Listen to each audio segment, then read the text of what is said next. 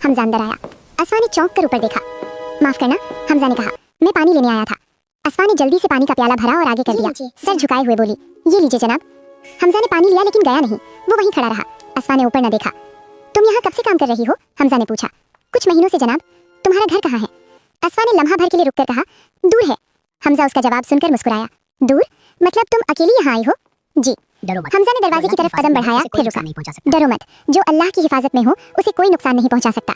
असफा ने हैरत से ऊपर देखा, लेकिन हमजा जा चुका था।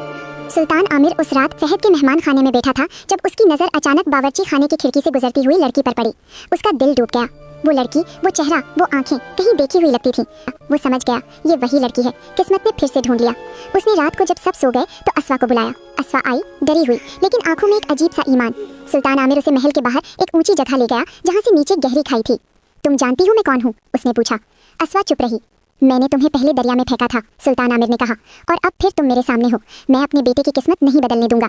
असफा की आंखों में आंसू आ गए, लेकिन आवाज़ नहीं डोली।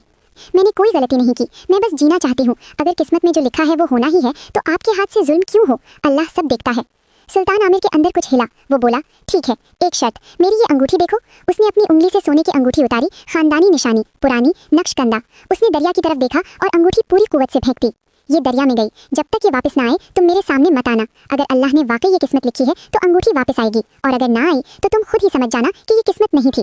असफा रोती हुई वापस आई। रात भर सोई नहीं, सुबह तक अल्लाह से दुआ मांगती रही। कुछ दिन बाद बाजार से एक बड़ी मछली आई, ताज़ा दरिया की मछली, बड़ी और चमकदार। बावर्ची ने उसवा को कहा, बेटी इसे साफ करो।